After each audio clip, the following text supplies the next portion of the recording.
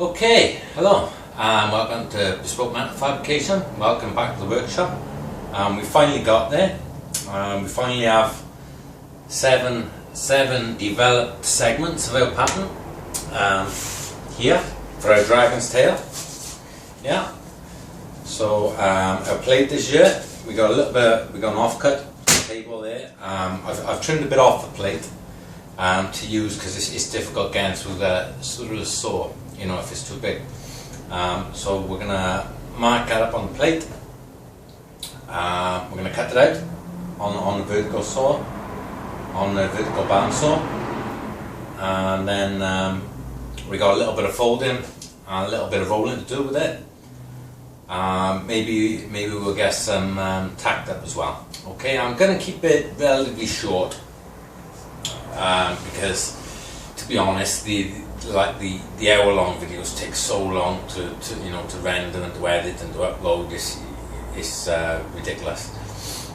So I'm going to try and keep it to around sort of half hour, 40 minutes. So I'm going to compress it a little bit. You know, I'm not going to show you everything, but you know, we'll sort of go through the process with at least one of the segments, not two or three, and then we'll come back once the others are done and look at the rest of it. There is another midweek menagerie due.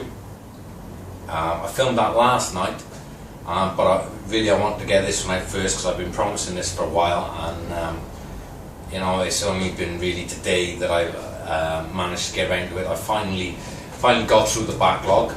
I still got stuff to do, but it's a bit further down the line. We got another job that's come in.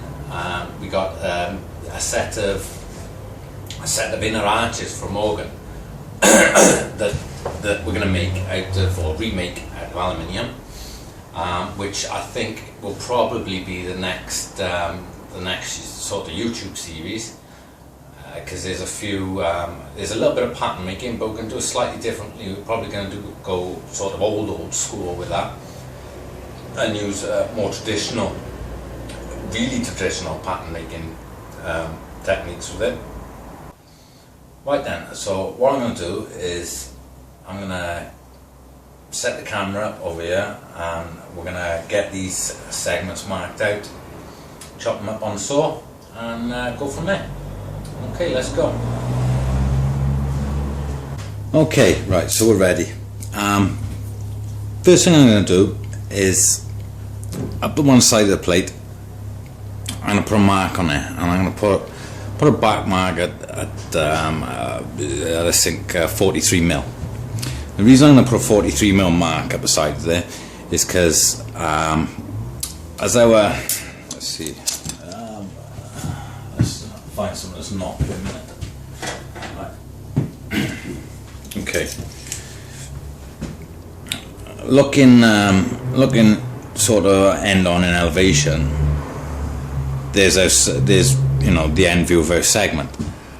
Now what I need a 30mm leg coming down there, yeah, and I want 15mm there on the bottom, because that's what's gonna screw it to the surface of the baseboard. Okay, so that's going to be common for every, or this 30mm there, 30mm, and that 15. 15 is an inside size mount. Okay, so it's 15 to there to there is 15. Okay, so that's going to be common for every segment. So what I'm going to do is I'm going to mark it up beside the plate, and I'm going to sit my segments up against it, and then once we've marked the segment, then we'll be able to mark the other side. Okay, right, let me just wipe that off there, and we shall begin. Okay, I'm not gonna scratch there. Right, so all I'm going to use is just normal, I don't know, made scratch gauge. All it is a bit of 12mm stainless bar, center drilled, yeah, with an old with an old M6 sharpened tap in there, blocking a wing nut, right? Nothing special to it. And I set them off. I'm not being, you know, as long as they're all the same, we'll be good. See, that's about 40, 42, let's have a bit more. 43 we should have. So obviously you've got your 15, which is an inside size. And then you've got your 28. Yeah, because obviously your 2mm thickness. Oh, sorry, I should have said. Right, material is 2mm thick aluminum. Now I'm not sure if you can see that line. To be honest, you don't really need to be able to. I don't want to glue the plate up because I don't want it really to cause me an issue. You know, when we come to welding, I don't want to have to get it all off it. So I'm not going to glue it up. What I am going to do, so you can see the marking of the segments, I'm going to mark them with a Sharpie.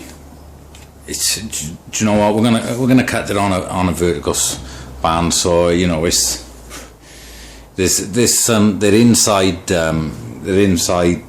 fitments. They're not butt fitments, so you know it's not gonna matter if it's a few thou out, like, you know. So just for the purpose of the video, I mean normally I can see it fine. Yeah, I've marked it with a scribe, but just for the purpose of the video, I'm going to mark it off and I'm going to use good old black Sharpie.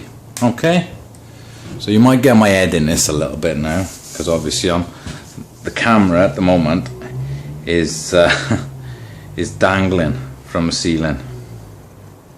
Right, it's on a magnet base hanging off one of the ceiling beams.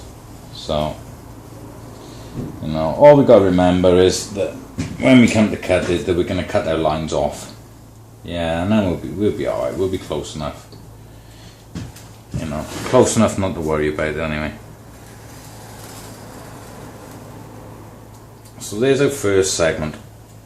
I'm going to mark them all up.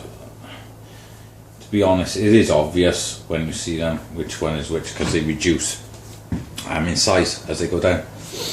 What I'm going to do, obviously this is the back now of our segment, so this is the side that I'm going to be able to see when I'm rolling them. Yeah, so I'm just going to highlight this line down there, yeah, and this one, yeah, so I can see when I go through the rolls where the start of my roll is and where the sort of end of it is going to be. Yeah. Now, before I put this one in, I talked a little bit in I think it was in the last Dragon video about how they're going to join and that they're going to fit inside, and we're going to do some nice sort of Dragon scales, you know, across the joint. And I'm not gonna I'm just gonna, you know, hand draw them in. You know, they're gonna look, if I do it that way, they're gonna look more natural, you know, and this I think it's gonna be a nicer sort of finish. I'm not gonna go mad, you know. I don't want lots of little, you know, tiny things like this, you know, because it's just gonna take forever to cut and forever to weld. And I'm gonna put, you know, if I got a weld or that, I'm gonna end up putting so much heat into it, it's gonna, you know, it's gonna bend and God knows what. So I think, you know, roughly across that sort of distance, you know, I'm going to roughly, you know, sort of mark there. There's the middle. Yeah.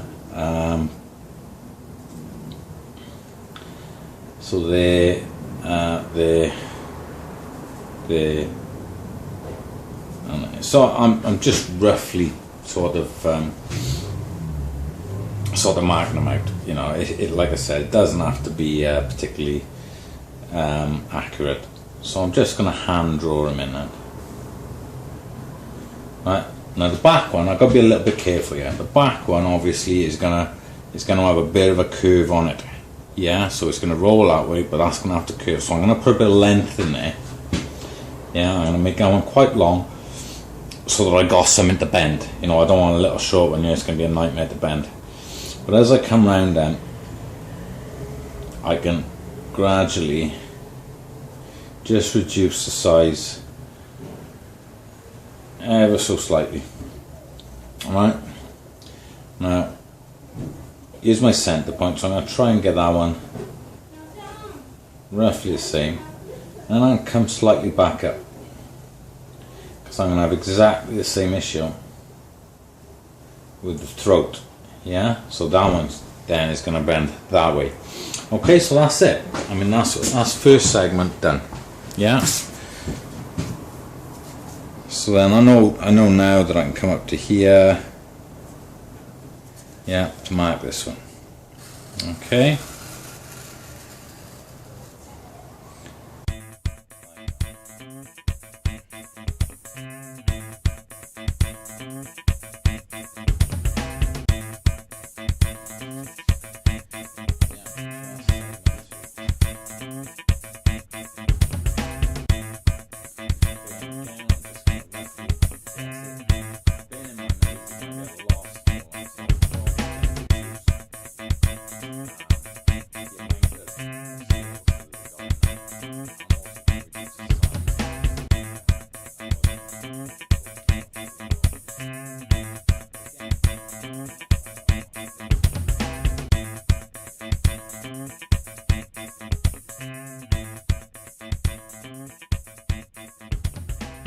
What I'm going to do is I'm going to finish these 2 segments, then I'm going to stop the camera, I'll finish marking the rest up, then we'll come back to it when I start cutting. So otherwise, like I said, we're going to be into hour-long videos again, and you know, it's going to drag on. It's going to take me forever to edit them. Okay. Right, what I'm going to do is I'm just going to grab the plate square and I'll line it up with the inside of my Sharpie mark, because we're going to cut our Sharpie mark off. Yeah.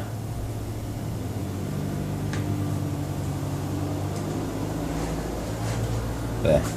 Yeah, so I know that's going to be, or it's going to be very close to dropping down square. Okay, now there's a good chance that we're going to have to trim these a little bit when it comes to assembly, purely, you know, through the, you know, drafting error, you know, because obviously it's quite the laborious process making the patterns, and there's a lot of room for error, but it'll certainly give us, you know, a good starter for 10. Right, okay, that looks good. Okay, there we go. So that's our first 2 marked out. I'm going to stop the camera there, and then we'll come back to it then when we get onto saw.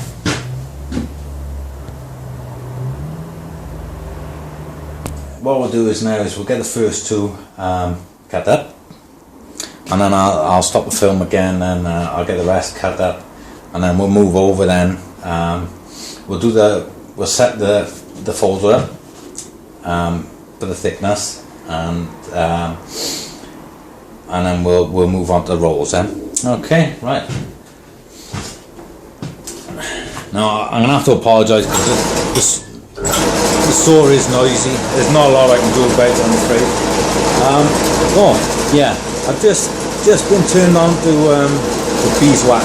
You know, I used to use liquid and spray lubes for the saw, and you know, they're great, but they're messy, and you know, they tend to cause, if you don't, you know, wash your jobs off after, and they can cause you a problem with welding. But this, I mean, this is really cheap, right? And it's pretty good. You know, I haven't noticed any issues with it. And not only that, if you're heavy cutting, and it starts to smoke a bit, it actually smells like honey. So you know, that can only ever be a good thing. You know, so yeah, you know, it's pretty cheap. Okay, right, now I'm at a bit, because of where the camera is, I'm at a little bit of an odd angle, right? So I'm probably going to have my hands where I shouldn't have them, and you know, things like that. Because I'm going to be sort of stood, I'm going to be riding side saddle a little bit, but obviously, like I said, just for the video. And by the way, you know, I've got safety glass on, got my gloves on, you know, so I'm good to go. Okay.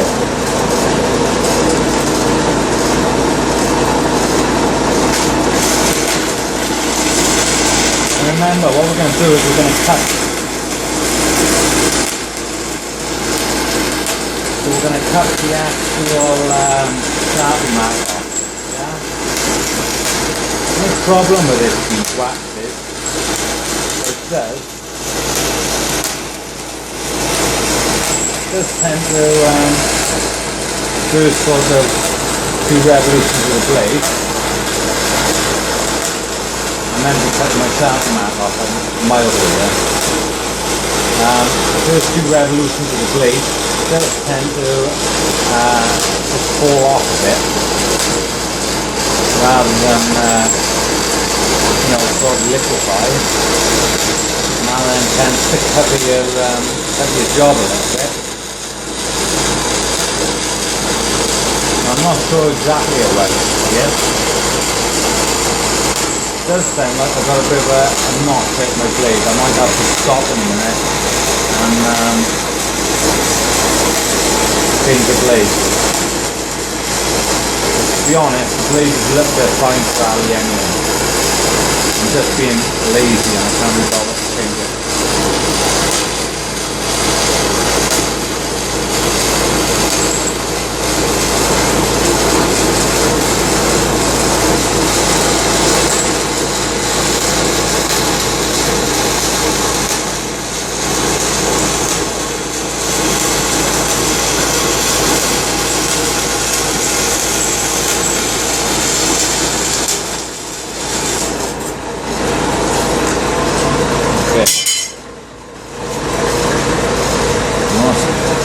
I'm not sure where I can stand here because I can't. Nice. Can you still? Yeah, I'm alright there. Because that was a little bit difficult to cover on. Okay. And probably I should really invest in that set of shears. For doing straight cuts now.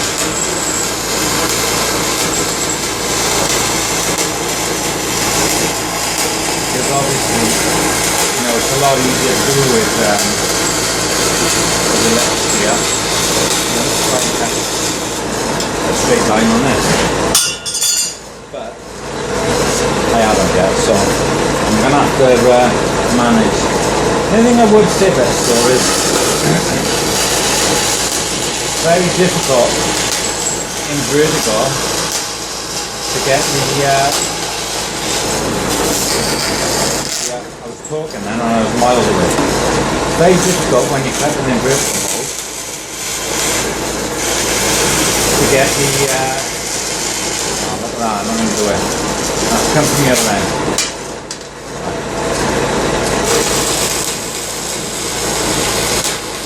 Yeah, it's very difficult to get the blade up right. Close enough to support it.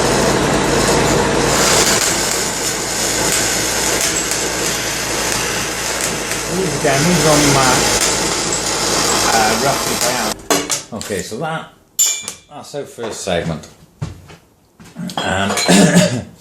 Like I said, we're going to round these. We're going to round these spikes off because they're just going to melt when we end up welding it. So we're going to round them off and probably run a file around the edges now, try and get rid of them saw marks a little bit. They may fit on a linear. We'll have a look now. So that's the first one done. Alright, okay, next.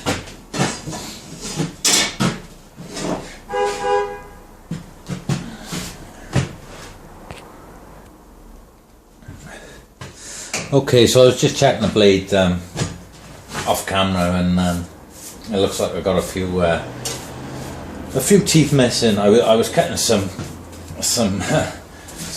20 by 20 stainless bar the other day, and I haven't got a great deal of patience, so I was, you know, I was cutting pretty hard, and looks like I might have lost a few teeth in the process. But I think I'll probably get this second segment done now, and then I'll change the blade off camera and get the rest of them cut.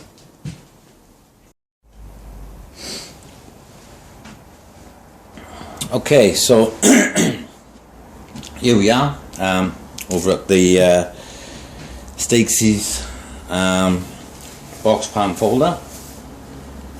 It's only a short folder. I think the capacity is about 600 mil, right? But again, it's ideal for a small shop like us. You know, we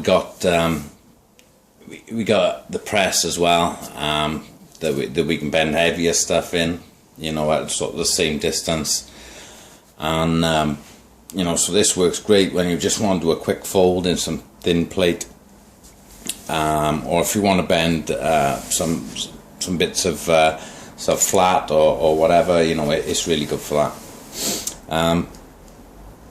The important thing, especially with the smaller ones of these, is that you set them up right. Yeah, because I think the capacity of this is 1 mil or 1 mil steel, 1.6 mil aluminium. Yeah, now obviously we're bending 2 mil aluminium. Now I bent 3 mil, and there's no problem at all, as long as you set them up properly. Yeah, they'll do it, no problem. Okay. It's basically it's 2 points or 2 places, two sort of things that you need to set up on these for thickness wise. Now, first thing you need to do is adjust the clamping. Yeah, so the clamping handles here. Now we need to adjust. It's on a cam. Yeah, so we need to adjust the thickness that we're clamping down on. As it happens, it's already set up. This is pretty much constantly set up for 2 mil. Yeah, so you know, and I would probably pen 1.5 and you know 2.5 on our same setting. It wouldn't really create a lot of issues. Obviously, if you set if your jaws are set too tight, the cam won't engage, and what can happen is if you're doing a heavy fold, the clamp will flick up. Okay, so that's your first point of adjustment, and that's adjusted via this screw here. Yeah, and there's one on the opposite end as well. So that basically just adjusts the height of the jaws, or the gap between the jaws. Okay, the other point that we need to adjust is the gap.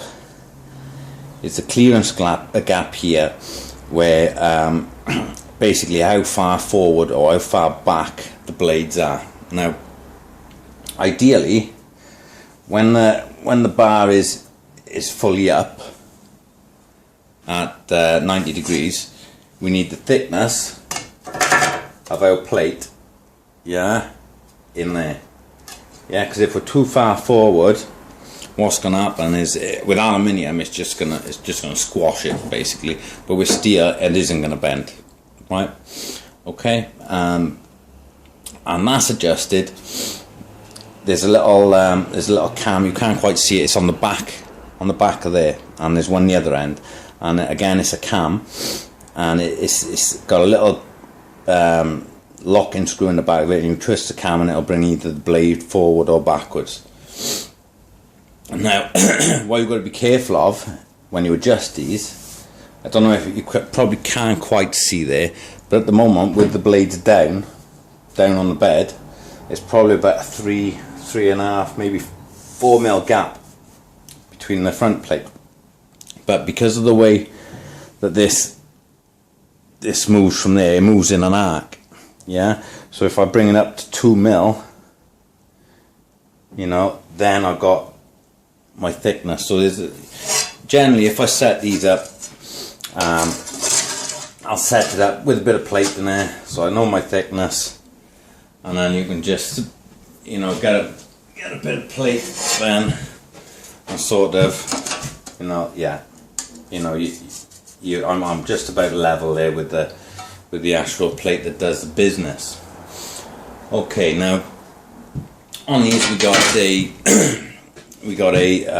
90-degree bend, both ends.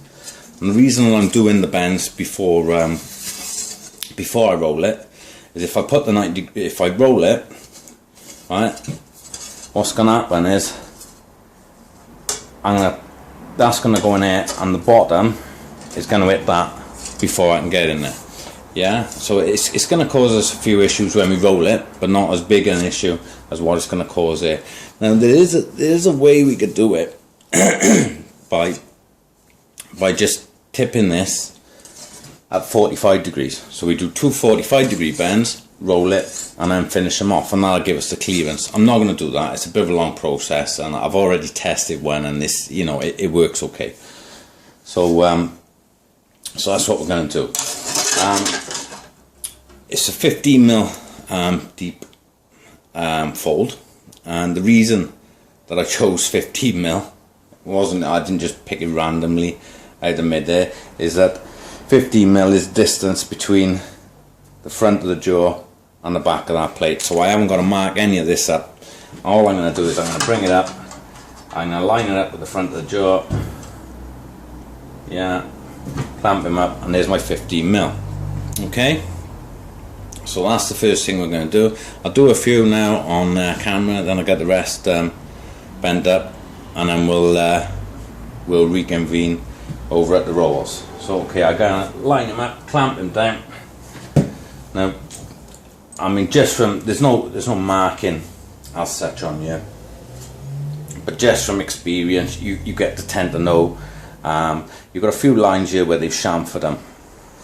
Yeah. So you plate against the frame. You get to know sort of where it's gonna end up. You know, at what angle. You could fit a stop, yeah. You know, if you're doing up a load of stuff, you can fit a stop up by here. You know, so you're bending to stop every time. I don't think there's any need, to be honest, at the moment, to do that with these. But like I said, you can do it. You can also fit, if you wanted, you can drill and tap through here, yeah, and have that constantly out and just use the clamp. If you're doing very, very, very shallow folds, say for perhaps you're bending a square around or something like that. Okay, so we're all clamped up. What we're going to do, I'm watching these lines here, and I'm looking roughly for when that line's up there, and a bit for the old spring back. And clamping, and there we go. That ain't far off 90, I know. Well, it's good enough for us anyway. Yeah, in fact, I think that's probably pretty good. I haven't got where's my square? I haven't got one, but it looks pretty good. So with this, the jaw is right up, so we can get him through there, line him up on the face again, clamp him up to the line, and a bit for the spring back. Yeah. Okay, so that's one done. Next, okay, so we're going to pop him in. Line him up.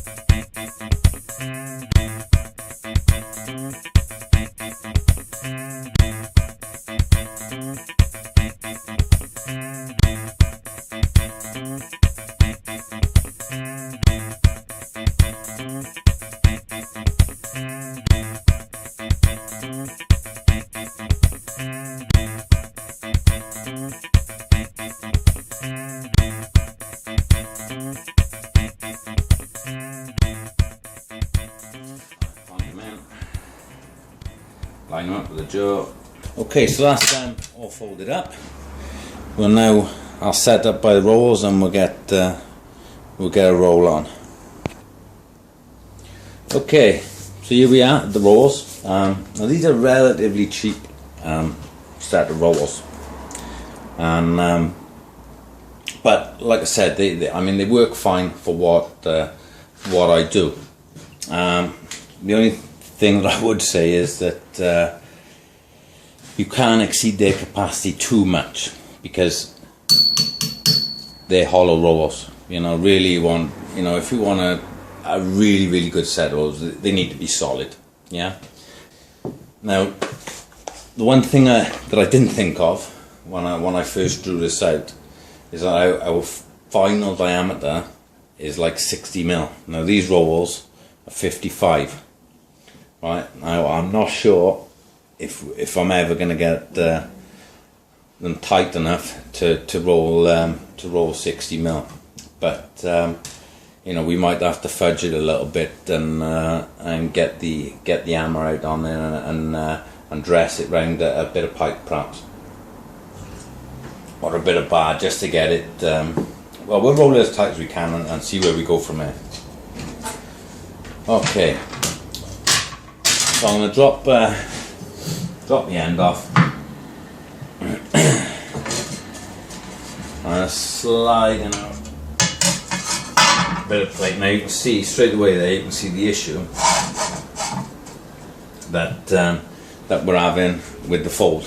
Like I said earlier, we could have done 45, yeah, and it would have got us in a bit closer, and it also would have allowed us to complete the bends then on the folder because of the angle. But like I said, it's, I've done a trial. We're gonna get away with it, so I'm not too concerned about it. We'll get our end clamped back up. We've got to be a little bit careful because the floor isn't too level where the camera's mounted, and every time I move, it tends to shake, and I got a funny feeling it's going to fall over. So we'll second and see it a little bit. Now, what I've done is I brought my top roll right up the top. Now there was 2 marks on it. Now to start off, I'm gonna clamp it pretty equally. Yeah, so I know that's sort of bottomed out there, and that's bottomed out there, right? It's better with these if you have handles, because you can count the revolutions a bit better. So I'm going to bring this one round, 1, 2, 3. Okay, so that's just biting now. 1, 2, 3. Yeah, so that's roughly. Alright, now I'm not going to clamp it too hard, because what I need to do is I need to keep the top roll parallel with the edges, right? So it's going to move through the rolls like this. Now you can do it by sort of tightening that end a bit more, and that's what we're going to sort of have to do as we get tighter and tighter. But we're going to start off, and we're just going to shift it as we come through, just a little bit, just so that it stays relatively square with the lines we got marked on there. Okay, so I'll do it gradually. I'm going to take it down, probably 1, maybe 2 turns at a time, and just work it through. Yeah, see, so I'm hitting there, but as that comes up, as it rolls, it's going to get slowly closer and closer. Yeah, so I'm just going to swivel him, bring him through, swivel him, bring him through. Oh, here we go. Okay, right. Another turn. There we go back through, see my back end now is a little bit tighter than my front. Yeah, I'm almost there now.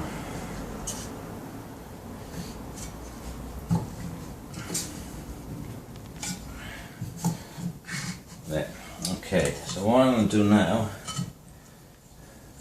is I'm going to slacken the back off one turn. I'm just going to put a bit more pressure on the front. So it's only clamping really on that one side, just to bring it the front edge around a bit more. Now, all I'm watching, I'm not measuring diameters yet at this stage. I mean, we'll figure that out with when we get it set up, and we'll have to we'll dress it a bit by hand. But for all intents and purposes, that's it. Now, all I'm looking at here is these two edges. I've over-rolled it a little bit, because what you find is that when you take the pressure off the rolls, I'm going to take him right back up to the stop, so I'm ready to start again, is that it's going to spring out a bit.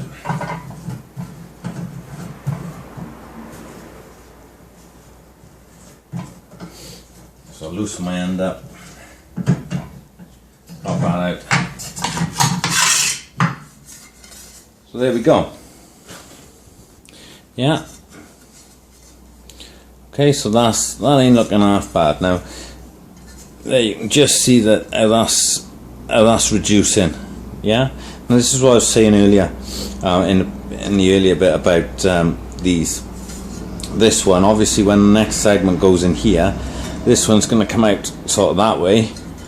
That one's going to come in that way. So I need a bit of material there to form around.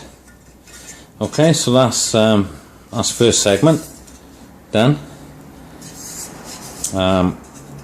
Obviously, got to be cleaned up, you know, and we got to do some dressing around here, you know, and some of the saw marks and whatnot, and we're gonna round these off because they're quite sharp. And but there we go. Okay, so another 6 to do.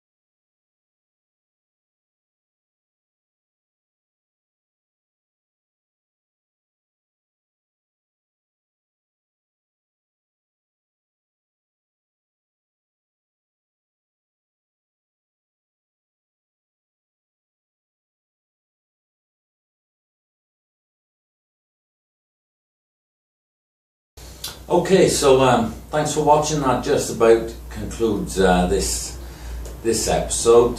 Next time we'll get it assembled and we'll start welding it up, and start fitting the other parts to it. Now, the past week or so, I've been trying to think of a sort of way to sign off each video. The sort of, that'll continue throughout the series, and it'll be sort of in every video. And I think a nice thing to do would be to sort of pay homage to some of the people that have sort of inspired me, or that have molded the way that I am, the way that I work, and the things that I do. And I mean, these aren't famous people, or these are just general run-of-the-mill people that you meet every day, in your working life. But sometimes, I mean, they come out with some real classic quotes. So I'm going to share a few of them with you, and hopefully you'll like them as much as I did. Some of them, unfortunately, are no longer with us, but a few of them are. So I hope you like it. Hang on, it's going to be just before the outro, and I'm gonna try and incorporate it into every episode. So hang on, wait for it. And hopefully you might find a little bit of inspiration in them as well. Alright, thanks for watching. I'll see you next time.